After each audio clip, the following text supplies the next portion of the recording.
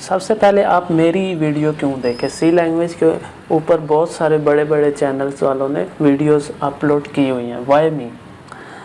मैं आपको बताता चलूँ कि मैं एक सॉफ्टवेयर इंजीनियर हूँ और इसके साथ मैंने बहुत सारे प्रोजेक्ट्स बनाए हैं। जैसे कि मैंने सबसे पहला प्रोजेक्ट जो कि यूनिवर्सिटी लेवल पे बनाया था वो है एम्प्लॉय लोन मैनेजमेंट सिस्टम। फिर मैंने कंप्लेंट मैनेजमेंट सिस्टम बनाया और उसके बाद मैंने बनाया अटेंडेंस मैनेजमेंट सिस्टम। ये तीनों जो प्रोजेक्ट्स थे इन तीनों प्रोजेक्ट्स को मैंने .NET पे बनाया था C# की लैंग्वेज के साथ।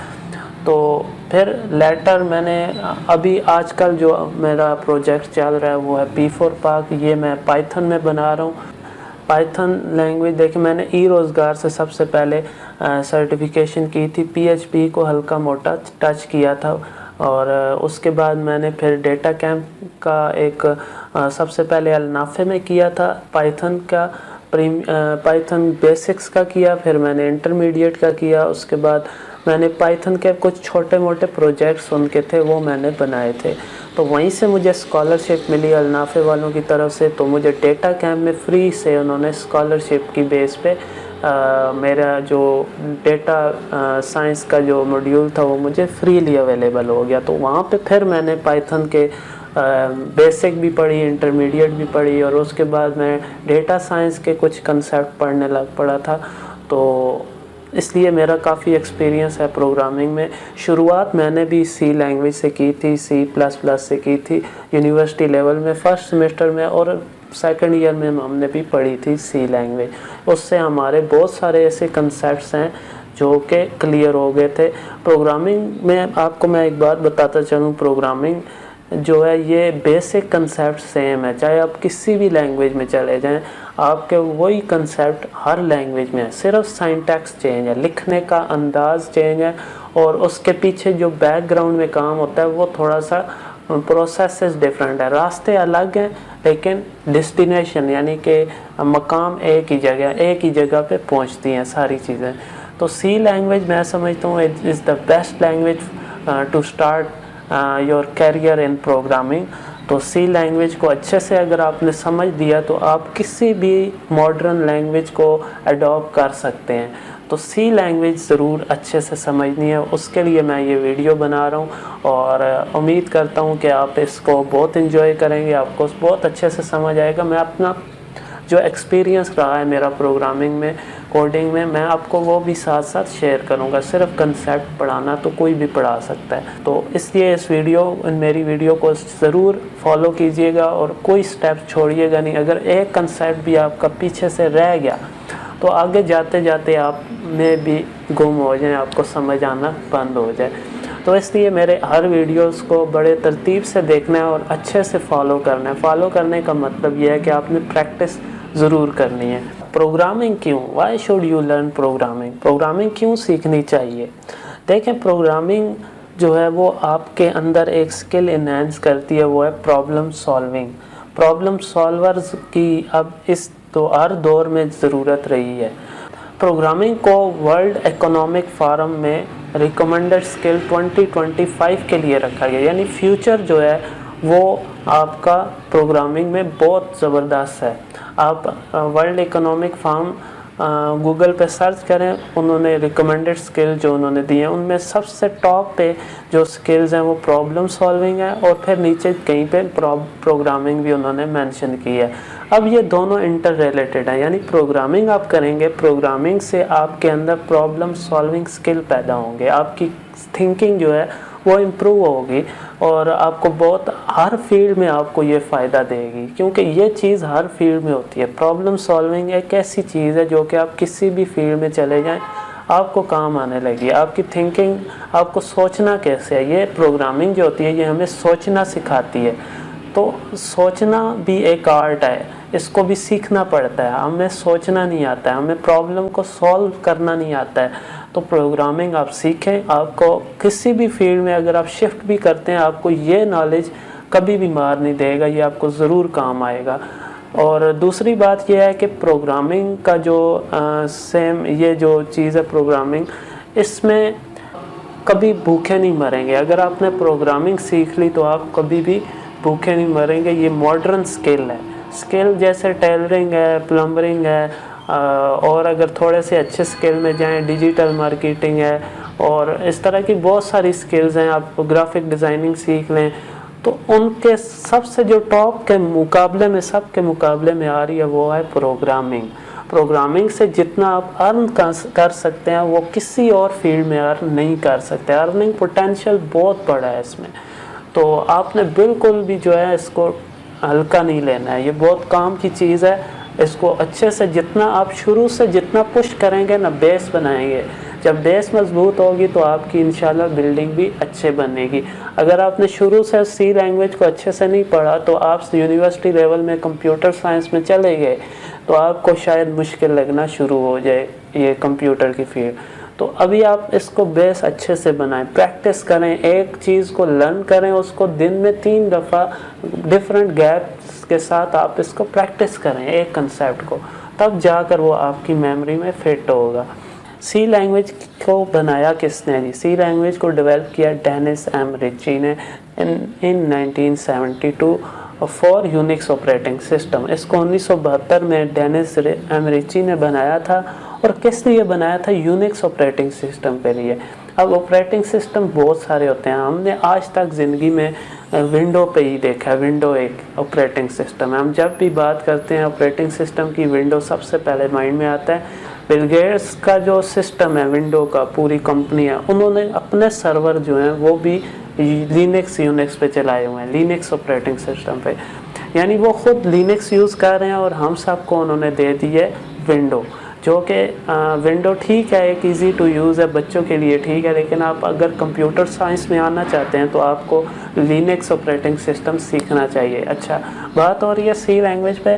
तो सी लैंग्वेज को बेसिकली जो बनाया गया था यूनिक्स ऑपरेटिंग सिस्टम को डिज़ाइन बनाने के लिए, उसकी जो कोडिंग थी वो करने के लिए एक सी लैंग्वेज को बनाया गया। फिर सी, इससे बाद लिखा C is a case sensitive programming language, means marks and marks are different variable names. ये केस सेंसिटिव है। केस सेंसिटिव से मुराद ये होता है कि आपका जो लफ्ज़ लिखे हुए हैं स्मॉल लेटर्स में और लार्ज लेटर्स में, अगर एक लफ्ज़ भी ऊपर नीचे हो गया तो ये डिफरेंट तस्वर किया जाएगा सी लैंग्वेज में। यानी वो सिंटैक्स एरर दे सकता है। आपने ऊपर वेरिएबल बनाया था मार्क्स, तो फिर नीचे जाके आप कैपिटल एम लिखेंगे तो वो आपको कहेगा कि ये मैं कैपिटल एम वाले मार्क्स को नहीं जानता हूँ कि ये क्या चीज़ है, इसको डिक्लेयर करें आप। तो ये है केस सेंसिटिविटी। यानी जब हम लफ्ज़ एक जैसा होना ज़रूरी है। अल्फ़ाबेट्स कैपिटल में है तो कैपिटल में रखने होते हैं, और अगर स्मॉल में है तो स्मॉल रखना ज़रूरी है, नहीं तो एरर आएगा। तो सबसे पहला हेलो वर्ल्ड प्रोग्राम मैंने पहले से टाइप किया हुआ है। इसको आपने just as it is type करना है। अभी आपको कुछ भी नहीं पता, आपने जस्ट इसको अपने एडिटर में, मैं अब जो एडिटर यूज़ कर रहा हूँ वो सबसे लेटेस्ट वर्जन है, वर्जन 6.3 में इसके, जहाँ से मैंने ये डाउनलोड किया है। मैं उसका लिंक डिस्क्रिप्शन में दे देता हूँ, आप वहाँ से डाउनलोड करके ओपन करने के बाद आपने न्यू फाइल यहाँ से ओपन कर देनी है। सोर्स फाइल, प्रोजेक्ट नहीं, आपने सिर्फ सोर्स फाइल निकालनी है। जब सोर्स फाइल पे क्लिक करेंगे तो ये आपका प्रोग्राम जो है वो ओपन हो जाएगा। आपने सॉफ्टवेयर को ओपन करने के बाद न्यू पे क्लिक करेंगे तो ये आपकी ये फाइल अनटाइटल्ड के नाम पे शो हो जाएगी। तो आपने ये हेलो वर्ल्ड का program just as it is एक एक लफ्ज़ देख के लिख लेना है। आपने बिल्कुल कोई मिस्टेक नहीं करनी, कोई पॉइंट को मिस नहीं करना। एक एक चीज़ आपने एज इट इज़ देख कर लिख लेनी है और उसके बाद आपने इसको रन करना है। तो मैंने टाइम बचाने के लिए, मेरे पास लिखा हुआ पड़ा है तो मैंने दिखा दिया है। हेलो वर्ल्ड का सिंपल सा एक प्रोग्राम है, इसको आप जस्ट रन करना है। आपके सामने ये विंडो स्क्रीन है, इसमें बहुत सारे फंक्शंस हैं। तो फ़िलहाल आपने सिर्फ किस पे फोकस रखना है? आपने इस एरिया पे फोकस रखना है और आपने यहाँ पे एग्जीक्यूट के अंदर कंपाइल एंड रन F11 की, बस आपने इन दो चीज़ों को पकड़ लेना है और ये आपको पूरी सी लैंग्वेज सिखा देंगी। आपको किसी और सिस्टम की ज़रूरत नहीं है। तो जस्ट F11 प्रेस करने से आपका प्रोग्राम कंपाइल भी हो जाएगा और रन भी हो जाएगा। कंपाइल अगर आप सिर्फ F9 करेंगे या सिर्फ इस पर क्लिक करेंगे, ये सिर्फ कंपाइल करेगा, यानी आपको आउटपुट नहीं दिखाएगा। आउटपुट देखने के लिए हमें रन पे जाना पड़ता है। तो सब आप हम सिर्फ ये यूज़ करेंगे, कंपाइल एंड रन, ये हमारे दोनों काम करेगा। तो मैं इसको रन करता हूँ, आप भी ये प्रोग्राम टाइप कीजिए एज इट इज़ और इसको रन कीजिए। ये बोलेगा कि आप इसको सेव करें। तो सबसे पहले आपने इसको फाइल का नाम कुछ भी देना है और इसको आपने कहीं पे भी सेव कर देना है। जब आप इसको सेव करेंगे तो ये आपका ख़ुद से रन होगा और ब्लैक स्क्रीन आपके सामने शो होगी जिस पे आपका लिखा होगा हेलो वर्ल्ड। अब यहाँ पे देख सकते हैं कि इधर लिखा हुआ आ गया हेलो वर्ल्ड। मुबारक हो, आपका पहला प्रोग्राम बन चुका है और आपका ये पहली जर्नी, पहला स्टेप आपने प्रोग्रामिंग में रख लिया है और आपने एक प्रोग्राम बनाया जिसको आपने पूरी दुनिया को हेलो कह दिया। तो अब आपका काम आगे होगा स्टार्ट। अब देखते हैं आगे। जिस वक्त हम अपने प्रोग्राम को रन करते हैं, जैसे हमने हेलो वर्ल्ड का प्रोग्राम बनाया है, इसको सेव करने के बाद जैसे ही हमने इसको कंपाइल एंड रन किया है तो इसने क्या किया है, हमारे पास एक .exe फाइल जनरेट कर दी है जिसको हम डबल क्लिक करके कभी भी ओपन करके यूज़ कर सकते हैं। ये आपका सॉफ्टवेयर बन गया है। तो अब ये काम किसने किया है? ये काम किया है लिंकर ने। The linker combine different library files to the object file and produce an executable file with .exe extension। ये लिंकर ने बेसिकली जितनी भी ऊपर फाइलें हमने लाइब्रेरी फाइलें प्रोवाइड की हैं उसके तहत उसने सबको कंबाइन करके एक exe फाइल बनाकर दे दी है हमें। अब सबसे पहले हेलो वर्ल्ड के प्रोग्राम को हम समझते हैं कि इसके ऊपर हमें क्या कुछ हमें देखने को मिल रहा है। सबसे पहली लाइन है #include stdio.h। इसको हम बोलते हैं प्री प्रोसेसर डायरेक्टिव। यानी कि प्री प्रोसेसर डायरेक्टिव्स जो होते हैं ये बेसिकली कमांड्स होती हैं किसके लिए? सी के प्री प्रोसेसर के लिए। अब सी का प्री प्रोसेसर जो होता है वो भी एक स्टैंड अलोन प्रोग्राम है। वो क्या काम करता है? वो सी प्रोग्राम को मॉडिफाई करता है, उसमें चेंजेस करता है, उसमें कुछ रिजल्ट्स प्रोड्यूस करता है कंपाइल टाइम के वक्त। तो प्री प्रोसेसर डायरेक्टिव्स जो होती हैं ये आपकी लाइब्रेरी फाइल्स होती हैं, उनको इंक्लूड करने के लिए हम ये सिंटैक्स यूज़ करते हैं जिसमें हम हैश का सिंबल यूज़ करते हैं और इंक्लूड, और फिर हम एंगल ब्रैकेट्स जिसको हम लेस देन ग्रेटर देन बोलते हैं, इसके बीच में हम उस हेडर फाइल का जो नाम होता है वो हम देते हैं। जैसे यहाँ पे हमने दिया stdio और फिर इसकी एक्सटेंशन होती है, जैसे आपकी mp3 एक्सटेंशन होती है, आप कोई भी mp3 सॉन्ग सुनते हैं, वीडियोस आपकी mp4 में होती हैं, तो इसकी एक्सटेंशन होती है .h मीन्स हेडर फाइल। अब उसके बाद आता है हमारा main function. Main function basically ये वो पॉइंट है जहाँ से हमारी एग्जीक्यूशन जो है वो स्टार्ट होती है। इस मेन फंक्शन में आप देखें हमने रिटर्न टाइप हमेशा वॉइड रखते हैं, हम इसको एंड भी दे सकते हैं और इसको जो अंदर ब्रैकेट्स के अंदर पैरेंथेसिस के अंदर भी हम इसको वॉइड या एंड जो भी चाहें दे सकते हैं। लेकिन क्योंकि हमारा जो इस कोर्स का स्कोप है वो इतना ही है कि इससे हम मेन से हम कोई चीज़ रिटर्न नहीं करवाने लगे क्योंकि हमें ज़रूरत नहीं है। तो मेन एक ऐसा फंक्शन है जिससे आपकी सी प्रोग्राम की एग्जीक्यूशन जो होती है वो स्टार्ट होती है। हम बहुत सारे फंक्शंस बना सकते हैं अपनी प्रोग्रामिंग के कोड के अंदर, लेकिन ऐसे भी पॉसिबल है कि आप मेन फंक्शन के अंदर ही सारा कोड लिखते जाएं, अपना पूरा लॉजिक एक मेन फंक्शन के अंदर ही लिखते हैं। इसको हम कहते हैं अनस्ट्रक्चर्ड प्रोग्रामिंग अप्रोच। अब स्ट्रक्चर प्रोग्रामिंग अप्रोच में क्या होता है, उसमें हम मेन के अंदर खुद से कुछ फंक्शंस बनाकर उनको कॉल कर सकते हैं। उसके बाद आती है body of the function. Enclose in braces consist of C language statements. इसमें हम सारी सी लैंग्वेजेस की स्टेटमेंट्स लिखते हैं जो भी हमने लिखनी होती है बॉडी के अंदर। अब ये जो करली ब्रेसेस हैं इनको हम बोलते हैं डिलिमिटर्स। ये सी लैंग्वेज में इसको हम नाम देते हैं डिलिमिटर्स। ये जो शुरू में जो हमने मेन फंक्शन में लिखी हुई ये बिगिनिंग है और एंड जो है ये क्लोजिंग ब्रेसेस जो है ये सबसे एंड में हमने लिखी है। और सबसे इम्पोर्टेंट चीज़ है जो इसमें है वो है स्टेटमेंट टर्मिनेटर।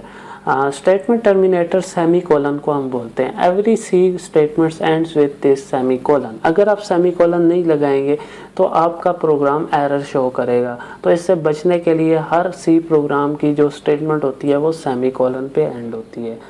और आखिरी स्टेटमेंट है हमारी हेलो वर्ल्ड, जिसको हमने प्रिंट एफ के अंदर लिखा है। तो प्रिंट एफ एक ऐसा फंक्शन है जो कि हमें आउटपुट ब्लैक स्क्रीन के ऊपर आउटपुट डिस्प्ले कराने में काम आता है। तो प्रिंट एफ के बारे में हम डिटेल में समझेंगे जब हम इसको आगे से डिस्कस करेंगे। इस वक्त आप इसको सिर्फ ये समझ लें कि प्रिंट एफ एक ऐसा फंक्शन है जो कि हमें आउटपुट दिखाने के काम आता है ब्लैक स्क्रीन कमांड प्रॉम्प्ट के ऊपर।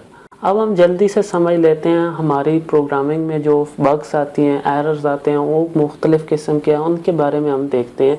प्रोग्रामिंग में जो एरर्स आते हैं उनको हम बग का नाम बोलते हैं, बग्स। अब बग्स को ठीक करने का नाम है डिबगिंग, यानी processing of finding and removing these bugs is called debugging. तो बग्स कितनी किस्म की होती हैं? There are mainly 3 types of bugs, जो कि हैं syntax error, run time error and logical error. Syntax error क्या है? जब आप लैंग्वेज जो है उसमें आप लिखने में कोई गलती कर देंगे। जैसे अभी मैंने आपको बताया कि सेमी कॉलन जो है वो टर्मिनेटर है। अगर आप किसी भी लाइन के एंड में सेमी कॉलन नहीं लगाएंगे तो वो आपको एरर दे देगा। अब ये सिंटैक्स है लैंग्वेज का, अगर आप इसको मिस कर देंगे सेमी कॉलन को तो ये आपको एरर देगा। तो ये एरर कौन सा होगा? ये सिंटैक्स एरर, अभी मीन्स कि आपने सिंटैक्स में गलती की है। इसी तरह आगे है run time error. Run time error एक ऐसा एरर है जो कि आपका प्रोग्राम रन हो रहा होता है, चल रहा होता है, यूज़र उसको इस्तेमाल कर रहा होता है, उसके दौरान, यानी आप गेम खेल रहे हैं तो गेम के दौरान आपका कोई एरर आया और आपकी जो गेम है वो ख़त्म होगी, बंद होगी। तो ये एरर कौन सा है? ये रन टाइम एरर होगा। मीन्स के इसमें आपका सिंटैक्स ठीक चल रहा था लेकिन आपका एग्जीक्यूशन हो रही थी, रन टाइम पे यूज़ हो रहा था, उस टाइम पे आपका जो एरर आएगा वो आ जाएगा। अब ये क्यों आता है? ये तब आता है जब आप कंप्यूटर से कोई इलीगल ऑपरेशन करवाते हैं, तब ये एरर आता है, मीन्स के जैसे डिवीजन बाय ज़ीरो। फिर आते हैं लॉजिकल एरर के। लॉजिकल एरर्स वो एरर्स होते हैं जो कि आप गलत लॉजिक दे देते हैं। उसमें आपका कंपाइलर आपको कोई एरर नहीं देगा, आपका रन टाइम पे एरर नहीं आएगा, लेकिन जो आउटपुट है जैसे आप चाह रहे थे आपका वैसे नहीं है। जैसे आप 2+2 4 आउटपुट आनी थी, आपने 2+2 किया, आपका 5 आ गया। क्यों आया? अब आपका ये कैसे आया? आपके कंपाइलर ने आपको नहीं बताया, लेकिन आपका जो आउटपुट है वो ठीक नहीं है। तो अब आपको खुद से देखना पड़ेगा, खुद से तलाश करना पड़ेगा कि कहाँ पे क्या गलती हुई है। ये क्या है? लॉजिकल एरर है। आप प्रोग्रामिंग लैंग्वेजेस की बात करें, प्रोग्रामिंग लैंग्वेजेस 2 तरह की होती हैं, एक लो लेवल लैंग्वेज, एक high level language. Low level language को मज़ीद कैटेगराइज किया जाता है, 2 कैटेगरीज बनाई जाती हैं जो कि है machine language and assembly language. Machine language एक नेटिव लैंग्वेज है कंप्यूटर की मदर लैंग्वेज है, जैसे हमारी उर्दू है, पंजाबी है। तो ये कंप्यूटर की जो मदर लैंग्वेज है वो है मशीन लैंग्वेज, जो कि 0-1 की फॉर्म में होती है। इसके बाद आती है असेंबली लैंग्वेज। असेंबली लैंग्वेज भी एक लो लेवल लैंग्वेज है जो कि मशीन लैंग्वेज के बिल्कुल करीब तरीन है, लेकिन वो मशीन लैंग्वेज नहीं है। फिर आती हैं high level languages. High level languages ऐसी लैंग्वेजेस को बोलते हैं जो कि ह्यूमंस कैन अंडरस्टैंड इजीली, जो कि हम इजीली अंडरस्टैंड कर सकते हैं। जैसे सी लैंग्वेज है, C++, जावा, पास्कल, ये सारी क्या है? ये हमारी हाई लेवल लैंग्वेजेस हैं, इनको हम इजीली आसानी से समझ सकते हैं। ये वीडियोस आपके लिए बहुत ज़बरदस्त हैं। आपको प्रोग्रामिंग के एक स्टार्ट के लिए ये चैनल आपको बहुत सपोर्ट करने जा रहा है। अगर अभी तक आपने ये चैनल सब्सक्राइब नहीं किया है तो मैं आपसे रिक्वेस्ट करूंगा इस चैनल को सब्सक्राइब करें, साथ में बेल आइकन पर ज़रूर प्रेस कीजिएगा ताकि आपको नए आने वाली वीडियोस की अपडेट्स मिलती रहे।